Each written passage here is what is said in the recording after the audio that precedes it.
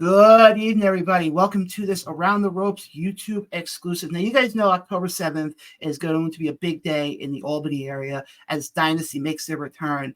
And one half of the commentary team for Dynasty is on with us right now, the lovely Miss Kristin Deville. Kristin, how you doing tonight?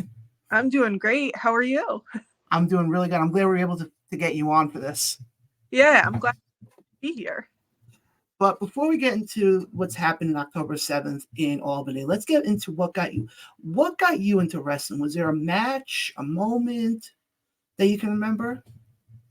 Yeah, so I've been a wrestling fan since I was like 5 and went to my first wrestling show by the age of 10. And started wrestling by the age of 16. So I kind of started early.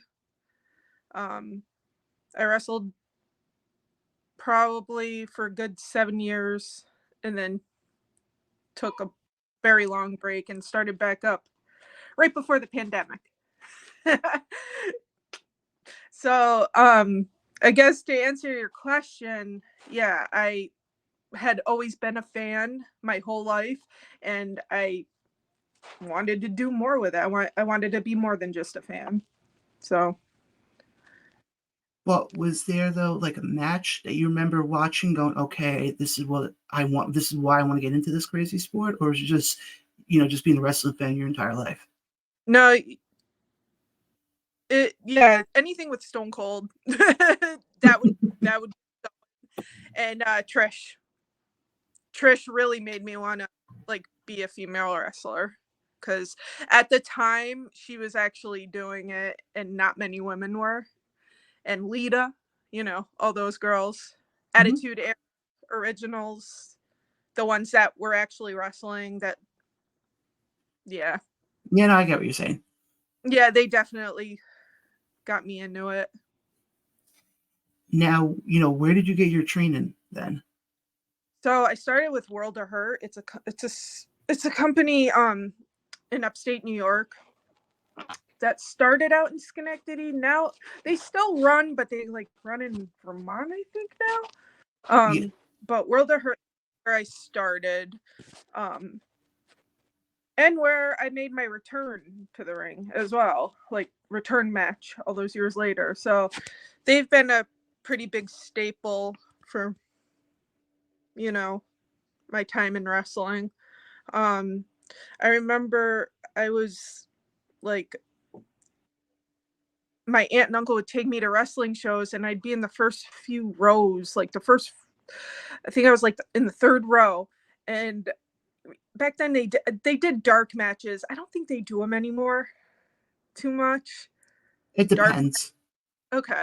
Well, this was like before they were on TV, like the dark matches. They would like they had a few of the World of Hurt guys on, and one of the guys' family members was like sitting right a few seats over, and they're like, "Yeah, there's a wrestling school in Schenectady," and I was like, "Huh?" Like 15 years old, like what? So that's how I found out about the wrestling school near me, and that's after begging my parents, begging them because I was underage. They finally like, okay. Luckily back then they didn't really check age all too much. It was different back then. Yeah, I was gonna say now if you're 15 and and you're like, oh, I want to get into wrestling, they're like, yeah, you gotta wait till you're 18. Yeah. Yep. Yeah, and I knew girls that started wrestling when they were like 13. Like it's crazy back then. Like, but Much yeah, different world back then. Yeah, it was. I think it's better now, though. Personally, like, I think they're getting a lot farther than they used to. So I totally agree. Now, when you were an in-ring competitor, did you find it better to be a heel or a babyface? Oh, hands down heel. That I feel like it just came not naturally, because I know that's kind of saying I'm a bad I get what you're person. saying. But like it was just easier for me to be a heel. I don't know. I feel like you had to work a hell of a lot harder to be a face. And then I like being a heel better. It was more fun. You know, it heel. No, well, I bring that up because I know a lot of wrestlers who, I've asked that too, and other interviews I've heard, they always say heel because it's easier. You can be more natural. It's easier, but it's also like, I feel like, yeah, they say like being a babyface is more rewarding, but I feel being a heel was more rewarding for me. It like had me like if I was having a bad day, it blew off steam that way. Like it was just, I felt like it was more rewarding for me to be a heel. I enjoyed it. I look at it, and I've been going to independent shows now for a little bit over a year, and the one thing I've noticed is when you look at independent wrestling, just going to the whole heel thing for a second, I feel like you get more of your true heels in independent wrestling than you do on like your WWE or AEWs. Oh yeah, because they're like controlled on TV. Like Oh, you get crazy versions in the indies of heels. Like and it's funny because I bring that up because I've always made this comparison. When I think of heels, especially up in the Northeast, there's a few that come to mind. One of them is Ben Hameen. Another one is another wrestler by the name of Shane Stenson. Both were yeah, immortal. he's a heel now. Wow, I've known Shane since he was a baby, by the way. So Wow. that's just, yeah. I mean, like I've known his dad forever, but I've known Shane since he was a baby, basically. Like he's a heel now. That's Oh yeah, something. Him and I have a running thing going because we had in July, it was July. We were previewing the Immortal pay-per-view that was happening. I accidentally called him Steve Stenson because I, for some reason, drew a blank on what his name was. And every time he sees me now, he says, because when I actually introduced myself to him, I go, remember the guy who accidentally called you Steve? He goes, yeah. I go, hi, that was me. That's funny. And he looked at me. He goes, he jokingly looked at me. He goes, you're a schmuck. I'm like, I expected that. So now, anytime I bring him up, I always tell people that story. That's really funny. Yeah. But I've noticed that though. It's like independent wrestling. You get, because I've always said, when you look at like WWE or AEW, I know everybody says, oh, MJF is like, I'm like, to me, he's not a true heel. Because you love to hate. I look at it as especially now with what he's doing, he's coming off more as a face. He's definitely more watered down than he used to be. Oh yeah, I'll agree there. He was a great heel when he first came to AEW, though. Well, because I look this way. To me, if you're a true heel, it doesn't matter what promotion you're in, you're going to get booed no matter what. Right. When you look at somebody like MJF, he's getting cheered. I mean, go back to what happened on when they were in Queens for Grand Slam. Yes, maybe that's a little bit different because you're in Queens, you're right near his hometown, so it's a little, maybe not the best example, but I've noticed he's been getting cheered a lot more now. Probably, yeah. Sometimes things get stale for, like, if you do it for years, sometimes you need to switch it up, and maybe he's at that point where they're just getting sick of booing him all the time, and they're like, this guy can actually work. He's pretty awesome. And hilarious. So we're gonna start cheering him. Like, wrestling fans aren't stupid, like. Well, because I also say that because, like I said, going back to somebody like Ben Hameen, for example, no matter where he is, what promotion he's in, he's getting booed no matter what. Well, look at his gimmick right there. Like, it's such a stereotypical gimmick, and a lot of people hate it. I mean, it's his attitude too, like smacking people, and it's the oldest gimmick in the bag. I feel like Sheik has done it, and he was hated. Like, it's great. Oh no, I completely. But that's what I'm saying. You get guys like him, guys like Shane, who are your true heels. Yeah, and they also have a company in their ear being like, hey, you can't say that. Hey, you can't do that. You Oh, know? no.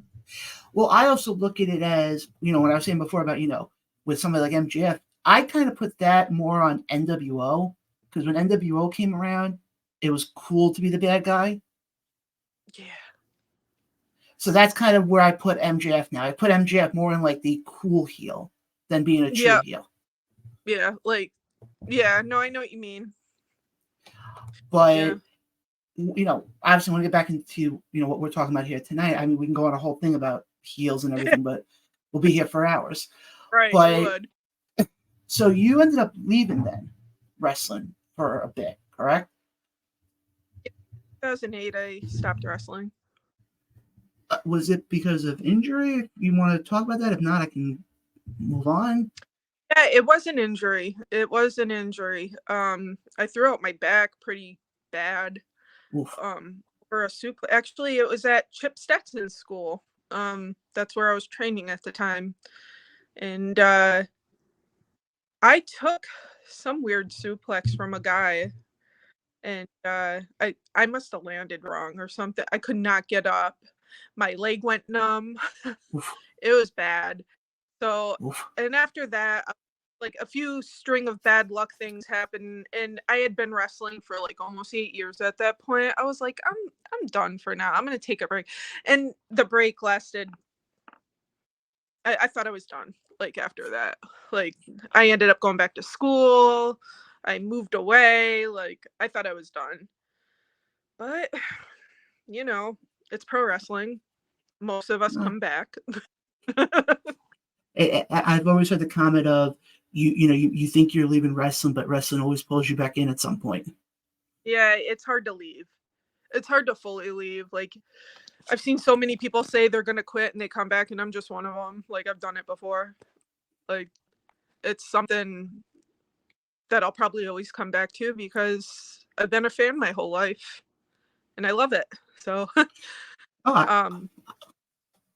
I completely agree with you on that. Now, obviously, you had said before, when you were wrestling, did you wrestle in other areas outside of like the Schenectady area, or was it just mainly Schenectady?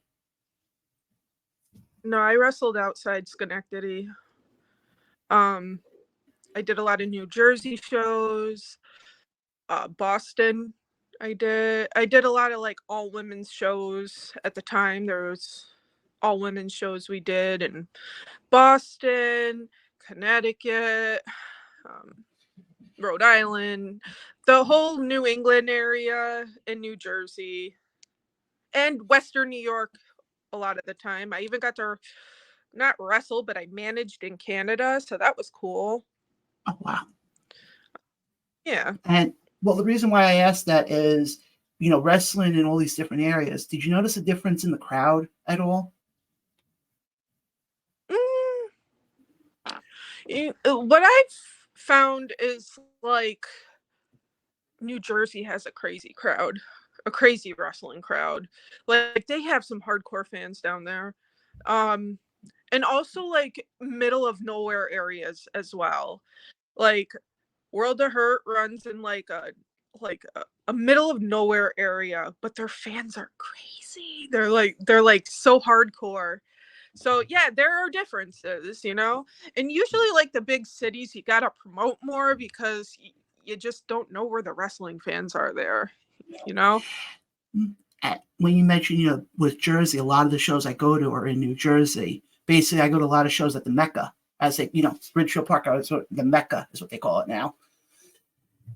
And I totally agree that the crowd in Jersey, I've seen them get rowdy, and I'm looking at them, I'm like, this is wrestling. We can calm down here. Take a breather. That's not new either. That it was like that 15 years ago. Like they've always been crazy. Oh yeah. So very big in the world of we have to have drama. That's another story for another day. No, I agree. Yeah. Yeah. But obviously I want to transition into, with you with Dynasty. How did you the connection of you with Dynasty first come to fruition?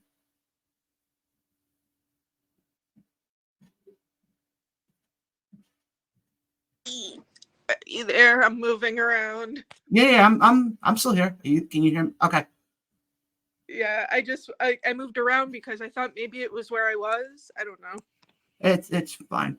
But I don't know Okay. if you heard my question, or Did not. basically, how did you get connected with Dynasty? Oh, well, Chris Envy actually has been around for a while, as long as I have, pretty much. Like, as long as I've been around, he's been around. But we didn't work for the same company. I think he worked for the opposing company. Like, like there's two companies, and he worked for one, I worked for the other. And so we never really crossed paths back then.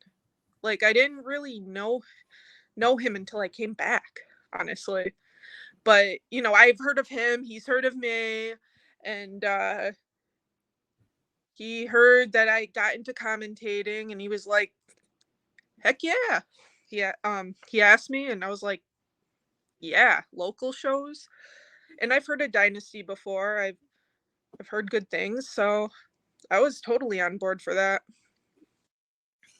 And then obviously, so the show on October 7th, that's your first time with Dynasty then, correct? Yeah, they ran when I lived in Rochester, so I wasn't really around.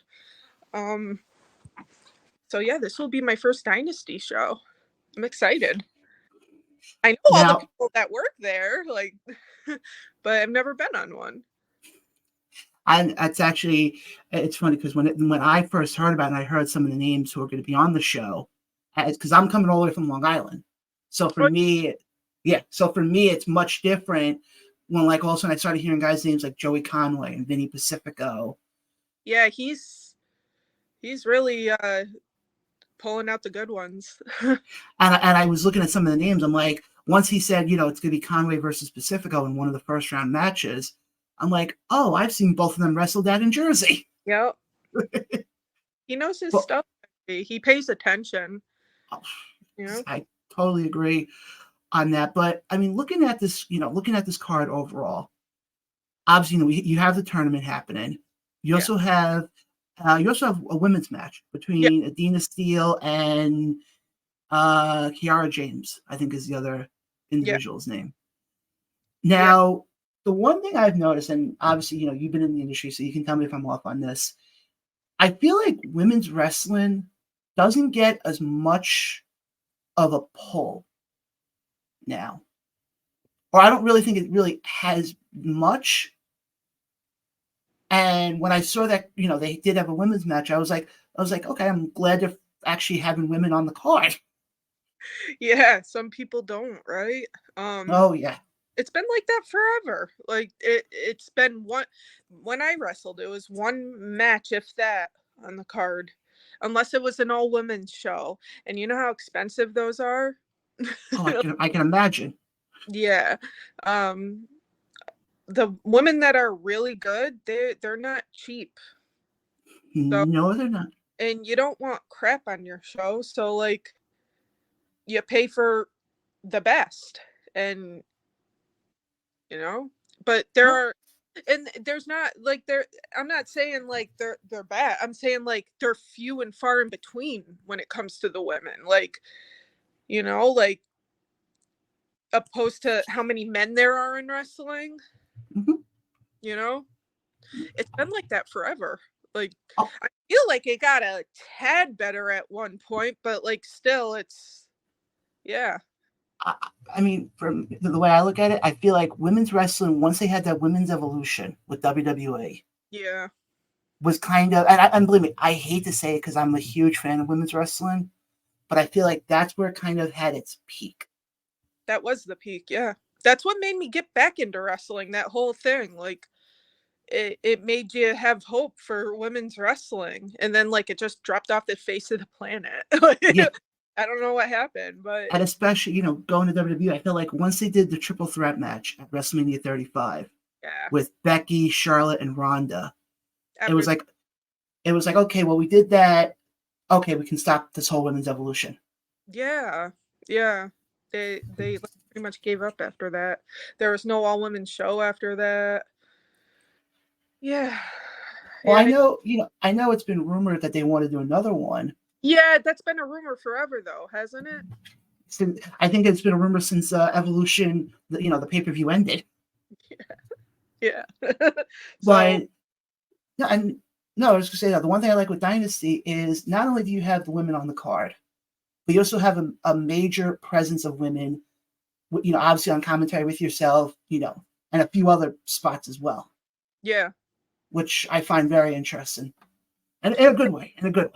Yeah, I don't hear of many women commentators. I mean, I know there are some out there, but there are even fewer of them than there are women's wrestlers. So, yeah, it should be interesting. I have a tall glass to fill. Did I say that right? I don't know. I know. I got what you're saying. But no, I mean that's the one thing I kind of give Chris a lot of credit for, is that he has, obviously, like I mentioned before, he has a Dynasty and Kiara James on the card. Obviously, you're on commentary. He has, Billy Ann doing backstage. So it's like there's a more of a female presence, I feel like, on this show than on most independent wrestling shows that I've seen. Yeah, it's definitely going to make them stand out.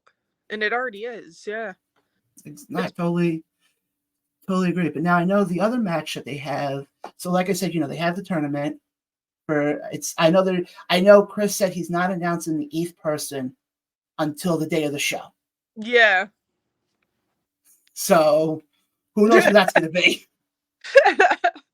Smart guy. I don't know if that's going to make it that the guys, whoever it is going to be kicked out of the, going to end up being kicked out quicker because they weren't announced. So see what happens. I don't know. I know as much as you. Well, I know the other one also is they're having, obviously, they have the 8-person tournament where the winner will get $50,000. Mm-hmm. They have the women's match, but then they also have a match with Sergeant Fury and what's his face? HVO, I think is his name. Mm-hmm. How do you see that one possibly playing out? Well, have you met Dan? Yes, I've met him. I've seen him before at another promotion in the upstate area. And he's pretty hardcore, Dan. I've seen him wrestle some pretty crazy matches. And I also seen HBO wrestle a pretty crazy match at NYCW against, who is it? Trip. Mad Trip.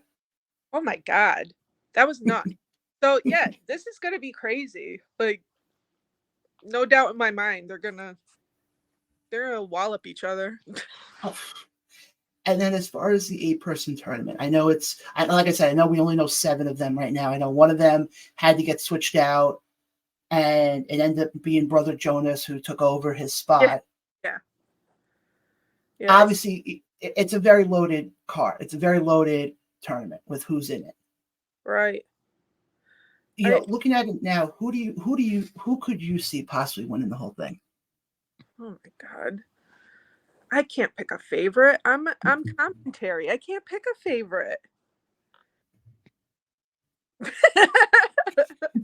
you can't ask me a question like that. I'm not supposed to pick favorites. Okay, let me rephrase the question then. As a fan, not as a commentator, who would you like to see win? So you see, I'm not asking about picking favorites. Well, who's in it? Can you name the names off? Because I'm sorry. Oh no, that's fine. I can pull it up for you right now, actually. As you know, I am mom brain. It's totally. I know some of the guys that are in. It's totally fine. All right, yeah, just name the names off, and I'll. Yeah, absolutely. Give me 1 second, because I gotta. You're gonna get me in trouble. I'm not. Okay, if Chris gets mad at you, just have him come after me. No, he ain't gonna get mad at me. I'm worried. Like one of the guys in the match is gonna be like, "Why you didn't pick me?" Huh? just blame it on me. It's the story. I've been dealing with that for 30 years. I've had people already where all of a sudden I'll make a suggestion. They'll be like, well, that didn't work out. I'm like, Okay, so we don't do it again next time. Exactly. Trial and Or error. yeah, exactly. Hold on, I had the list here somewhere because I got this from the oh, here we go. I got the guys. I have the guys right here. I know one of them had to switch out was Right. Mikey Cheese had to switch Like, out. not in it anymore. Yeah, so it would be brother. So you got Brother Jonas, El Jefe, Manny Martinez, Box Vineyard, Brandon Smith, Wayno, Joey Conway, and Vinny Pacifico. Obviously, the eighth person won't be announced till October 7th. Let's see. So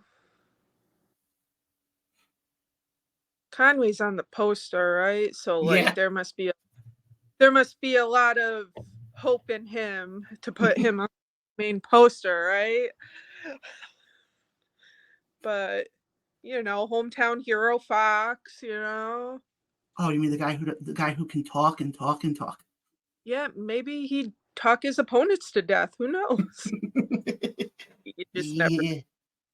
Or Wayno.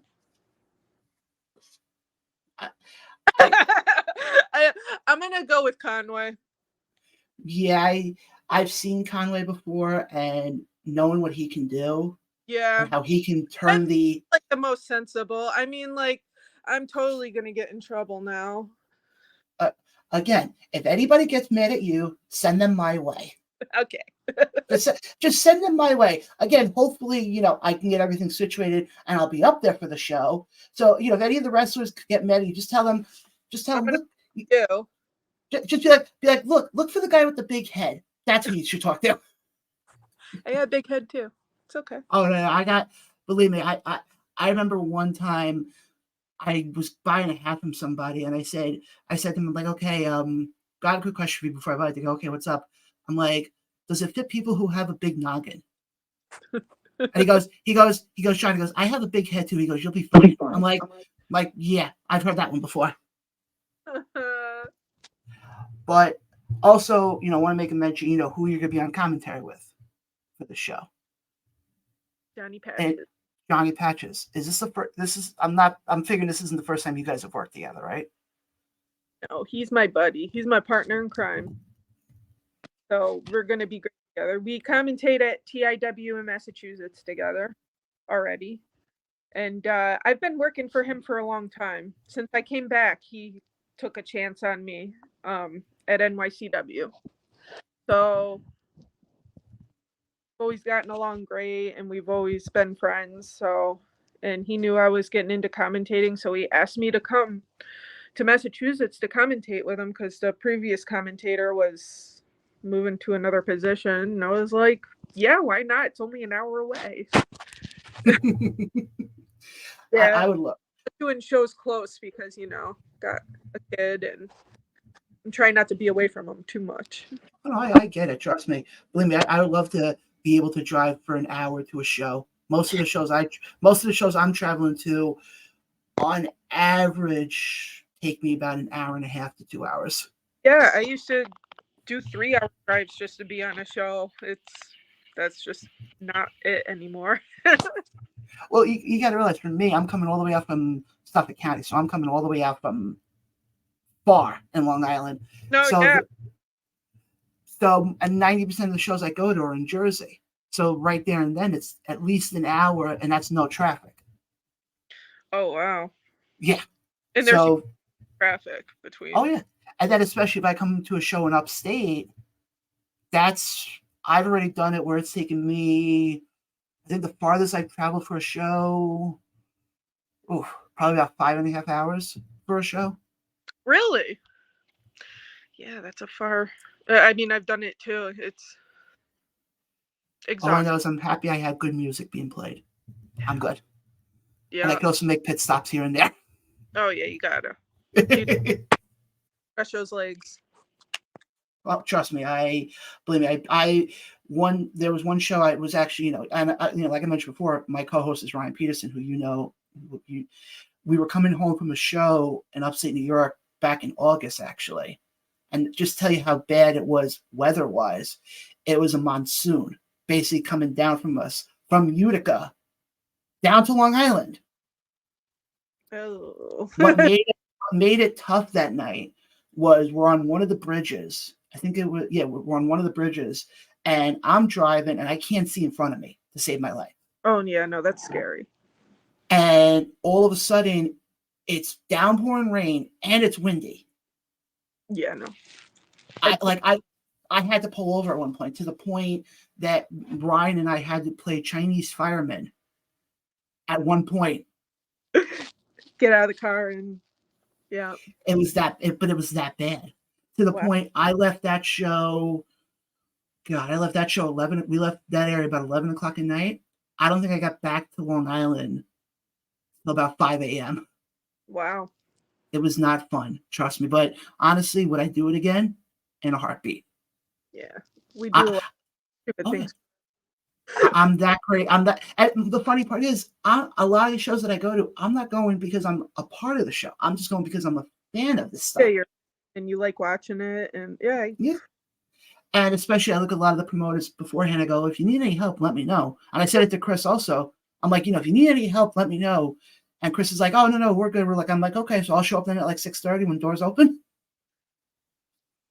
Oh, well, that's nice to ask. Oh, because to me, I look at it this way. Yes, I'm never going to step foot into a ring, because I've stepped foot into a ring once, and the sad part was me getting out of the ring. Yeah, was not the. And I can tell you that story later. And I've taken a chop before already from Marina Shafir. Yeah. So I'm like, I'd rather. This is why I stay on this side of the barricade. Yeah, chops are the least of our worries. So like, I'd rather get chopped than like fall like from the top rope or the second rope even. Like, give me a chop. It's over and done with. Yeah, but the funny part is, it was the first time I had gotten one, and I wasn't told beforehand who I was getting it from. Yeah. And they're like, oh, bring her in. I'm like, bring who in? What are we doing? And they're like, oh yeah, it's gonna be Marina Shafir. I'm like, out of anybody, you picked the one who's part of Ronda Rousey's 4 horsewomen thing? Oh, yeah. I'm like, come on. But last question I got for you is this, and this one, it's a different version of the question I usually ask, because you're on the commentary side of things. If you had the opportunity to call a match from any 2 wrestlers from any generation, it doesn't matter past or present, who would it be?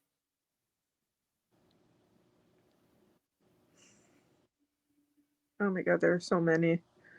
Probably. Does it have to be like a real match, or just like just 2 wrestlers? Because these 2 wrestlers have wrestled each other a million times. But okay, Stone Cold and Bret Hart. Oh, okay. That's actually a very good one. It's a very good one. Because normally when I ask that, I'll ask, who's your dream opponent? Oh, I'll answer that. Yeah, go right ahead. Trish Stratus. Okay. I could see that. Yep. But again, guys, October 7th, Dynasty Wrestling presents Capital Gains up in Albany. Definitely get your tickets. It's a show you're not going to want to miss. Right. Because I honestly, this is one show where normally when it comes to a lot of these shows, I normally sit there and go, okay, this person's going to win this. I'm like, this one, it's like, you don't really know. Right, because he likes to throw people off. That's what he does. So yeah, I'm just as in the dark as you. So you'll be getting some natural reactions from me too on commentary. Oh, I can imagine. Yeah. But Kristin, thank you again for hopping on. I appreciate it a lot. Thanks for having me. I had a lot of fun. Oh, absolutely. Any shows that you'd like to promote that you have coming up, go right ahead. And where can the fans connect with you on social media? Yeah. I have a TIW show coming up. Oh my God. Are you kidding me? I don't know the date. Hold on, let me check. It's coming up in October. I think it's October 20. Why do I think October 21st is the date I saw? Because maybe it is. I know it's like the end. It's in October. It's at the end of October, okay, guys? And then, of course, October 7th is Dynasty. And you can find me on Facebook under Kristin Deville, and I'm under that for Instagram and TikTok as well. And yeah. Again, Kristin, thank you so much for hopping on. Definitely the door's open for you whenever you like to come back on to promote anything. So, absolutely. For Kristin, I'm John. This has been Around the Ropes, YouTube exclusive. We'll catch you guys next time.